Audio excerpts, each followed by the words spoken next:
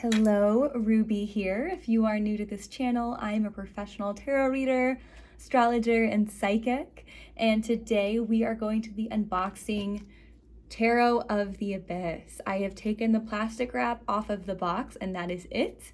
So we are going to be discovering it together. I'm so excited to unpack and share my first impressions on this deck. It's been on my radar for a while, but I already have a black and white deck I really enjoy.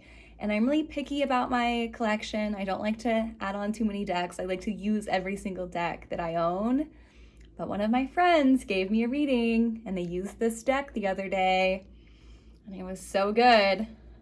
This is published by US Games. The box is nice. It's like a nice matte box. Black inside. We have a little guidebook. And then this is in plastic, so let's work on getting this plastic off and try not to damage the deck while we do it. This is definitely not one of my skill sets, getting this plastic garbage off skillfully and gracefully. All right, so I'm already loving the backs of this deck. I'll show you in a minute. Okay, so these are the backs.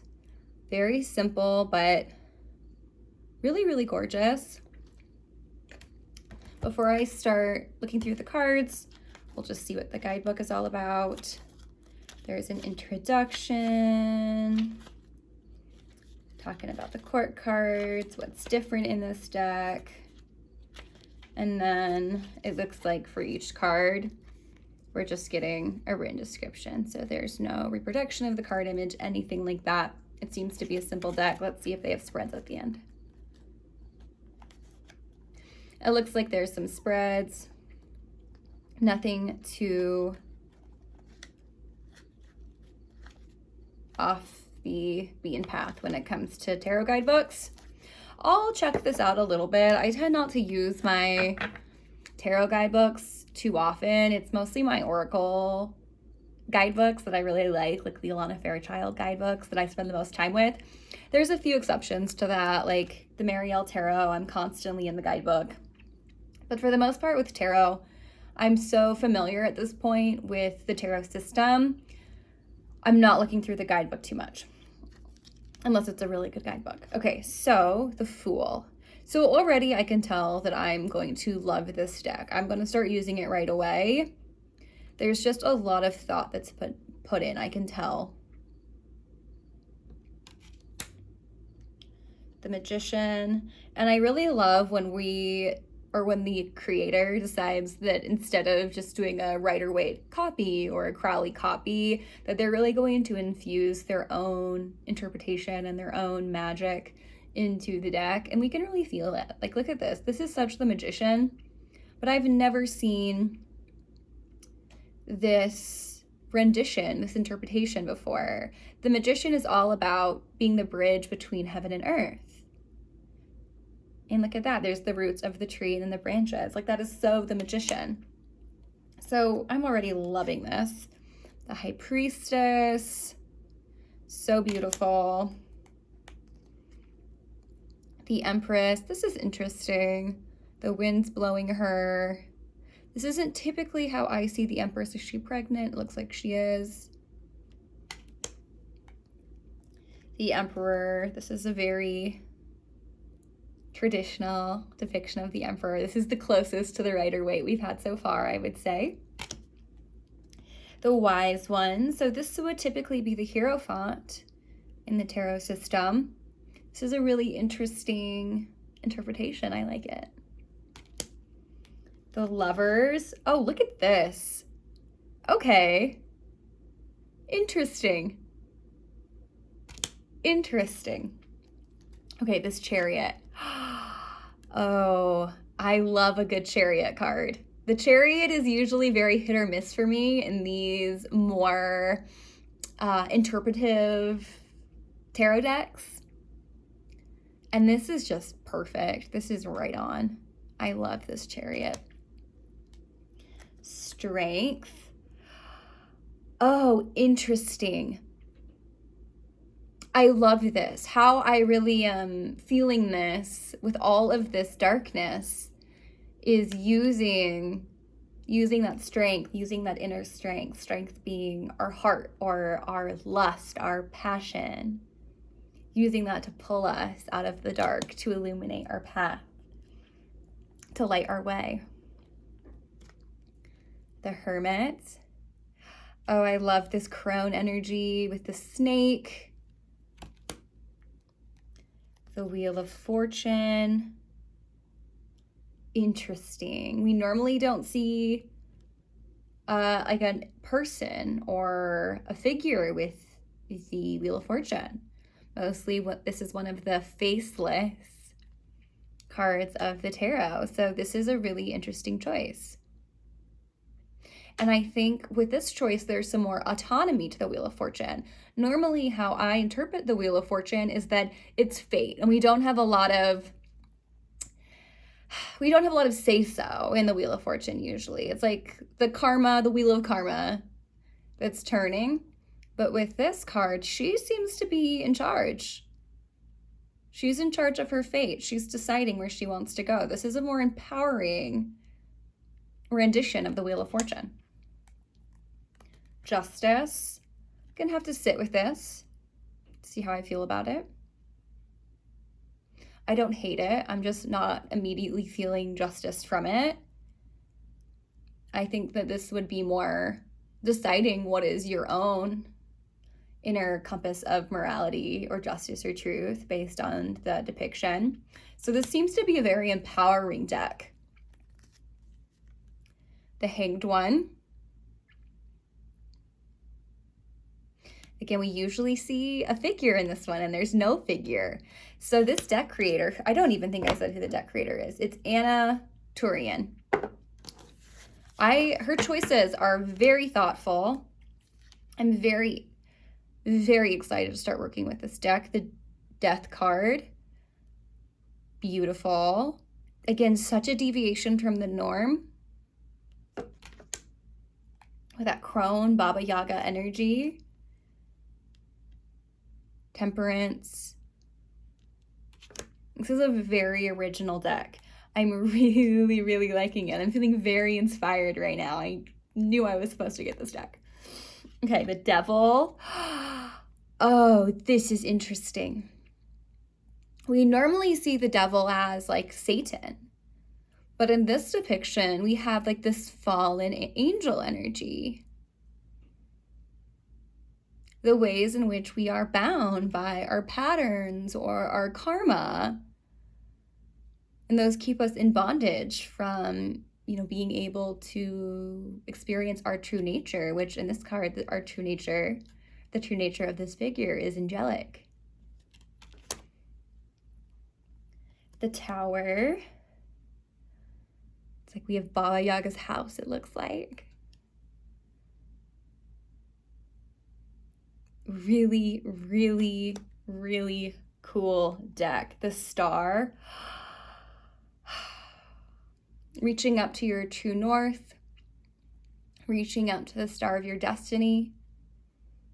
There's a lot of major arcana cards here that are such a fresh, original take that really bring something new to the interpretation, really bring something new to the card meeting. And that is my favorite type of deck. If I'm getting a new tarot deck, I want to be inspired. I want my mind to open. I want a perspective shift in how I'm interpreting and looking at and deciphering these card meanings. And I feel like this card is giving it in a way I haven't experienced in a really long time, maybe since I got the Ritual Tarot. So I'm inspired and I'm excited, and we might bring this to the shop today to read with. We might start reading with this one immediately if I have time to clear it. The Moon.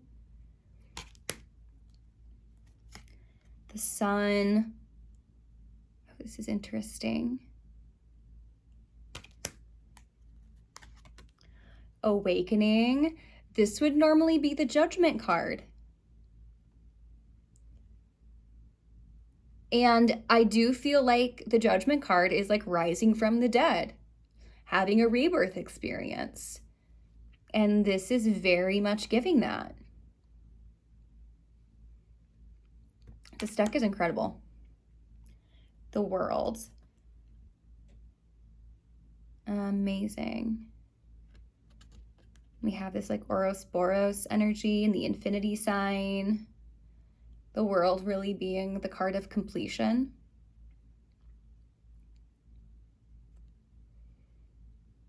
I'm really loving the major arcana of this deck. Like, ooh, I'm going to be doing some journaling with this deck. I'm going to be using this deck for daily draws. I have a feeling this could become one of my all-time favorite tarot decks. So I'm really having a great time right now. Okay, Ace of Swords. Love this so much. Swords are all about the mental plane, our mind, our thoughts. And we have these branches growing out of this figure's head. The Two of Swords. Okay, so it looks like the minor arcana is continuing with the theme of really fresh interpretations of these card meanings, really bringing something new to these cards. It's not a regurgitation of the Rider-Waite or any other system so far. This deck brings something very, very fresh and new. And with the Two of Swords, it's like, what mask are we going to wear today? And I've never seen this card interpreted this way, and I really, really love it. How are we going to show up today? We have a choice in how we are showing up and how we are facing the situation at hand. Three of Swords, love this. Again, this deck is very empowering. The Three of Swords can be a very disempowering card. We usually don't see a figure with it. And here she is. So there's heartbreak, but look at this baby bird. Out of this heartbreak, out of this rejection, this sorrow, there is a heart song, or there is a breath of life, something beautiful yet fragile has been born. And it looks like there's two Three of Swords. And this is interesting. So this is the second version of the Three of Swords. And, you know, just jumping off of, you're just, I don't know what I'm saying. Like, just what comes to my head first. Just like the first thing that comes to my head is that this is all about the stories that we tell ourselves about our heartbreak.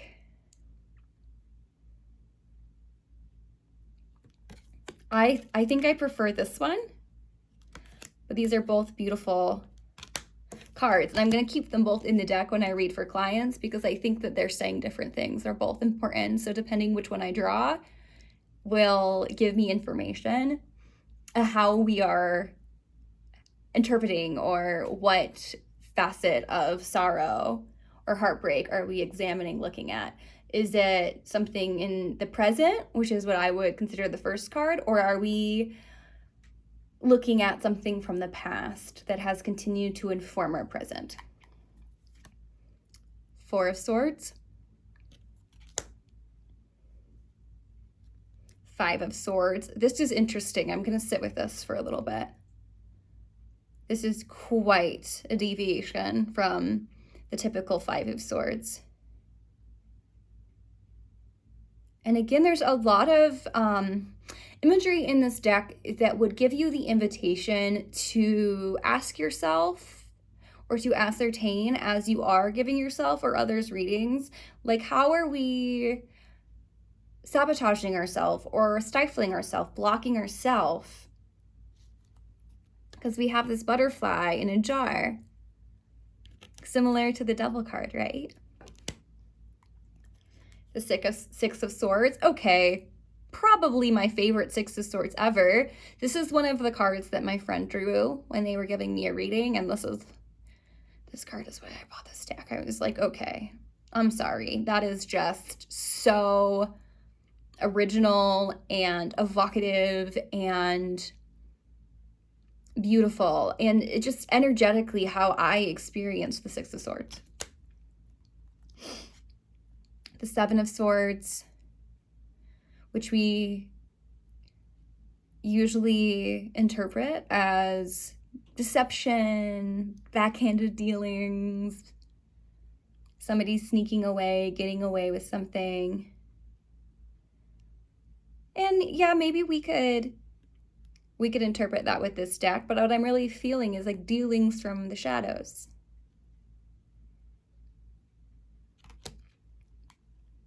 The Eight of Swords. Gorgeous. I'm going to try not to talk for 10 minutes about each card because I could. We're still on the first suit of the minors. Nine of Swords. Beautiful. This is usually the card that we associate with anxiety, racing thoughts, being trapped in our mind, the mind prison. I think this does a beautiful job of depicting that. The Ten of Swords.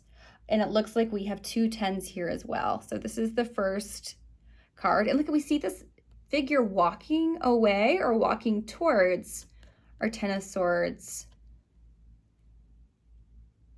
person. Usually in tarot, we only see one figure in this card. And then here is the second Ten of Swords. Beautiful. The Page of Swords.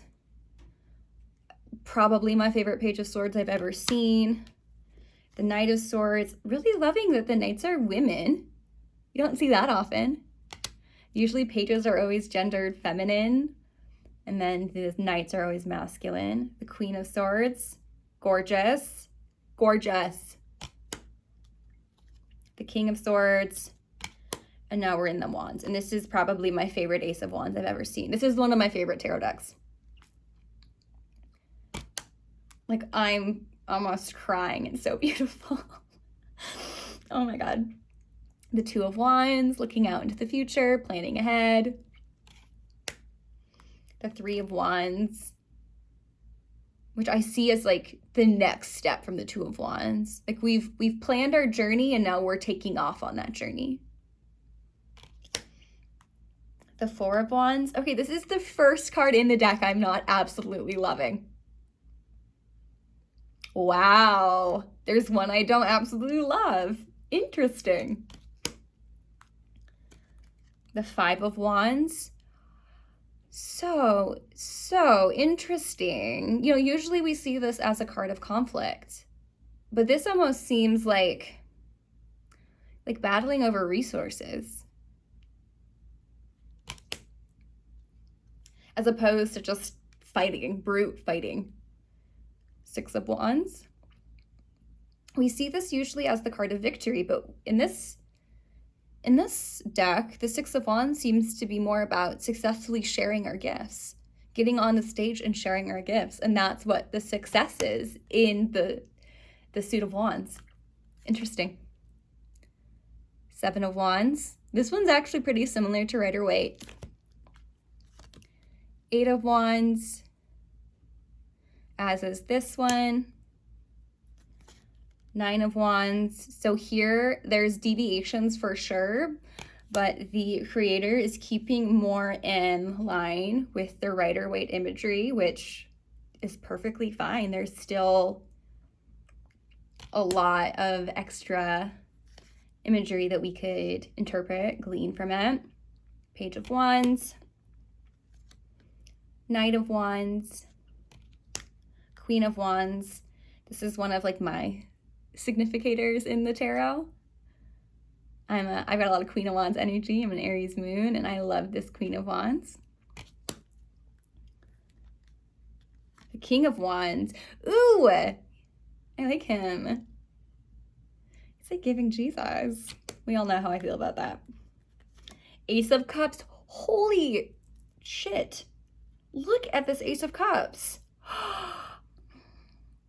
I could talk about this for 20 minutes, so we're just going to keep going. The Two of Cups. Wow. There's really like this alchemical marriage deal going on. A lot of times with the Two of Cups, when we see like the caduceus overhead, I interpret it as like when two people come together, then there's like a third soul, a third thing that emerges from that. But here it's like down below, and I'm going to be thinking about that. The Three of Cups. Beautiful. The Four of Cups. Interesting. Interesting. I could say more, but I'm going to stop myself. The Five of Cups, very typical depiction, but I love how evocative it is. You can feel the emotions in the figures in this deck. This is like a very living deck. Six of Cups. I usually see this as like childhood trauma, past lives. This is an interesting variation of that. Seven of Cups, beautiful, original, deep. Eight of Cups, okay. Love this one so much, so much.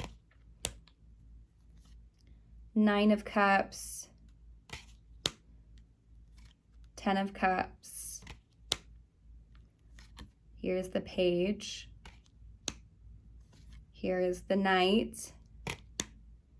Here's the Queen. She's so beautiful. I don't always get strong impressions from court cards. They've been the hardest for me to really get a grasp on, and the court cards in this deck are like probably some of my favorite court cards ever. So gorgeous. Ace of Pentacles. So beautiful. Two of Pentacles. We have this these yo-yos, and the Two of Pentacles does have this yo-yo quality. Like, all right, maybe things are coming up, maybe things are coming down. There's not a lot of stability. Three of Cups, or Three of Pentacles. Four of Pentacles. Five of Pentacles. Here we're keeping to the more traditional card imagery, but it's still so gorgeous and bringing in new facets. And there's the emotion is so strong, and that Five of Pentacles, you can feel the emotion off of it. The Seven of Pentacles. The Eight of Pentacles. I love this Nine of Pentacles. 10, the Page, look at the key, the Knight, oh, and now he's wearing the key around his neck, the Queen, and the kings in this deck are sexy. I haven't seen such sexy kings since I unboxed the Heaven and Earth Tarot. All right, so that is the Tarot of the Abyss by, what is our deck creator's name? Her name is Anna Turian, and we love her. She has created a beautiful deck, This is already one of my favorite decks. I'm feeling emotional. This is so gorgeous. So gorgeous. I can't wait to clear her, to start reading with her. I hope you all have a beautiful day, and as always, I'm sending you love and wishing you well.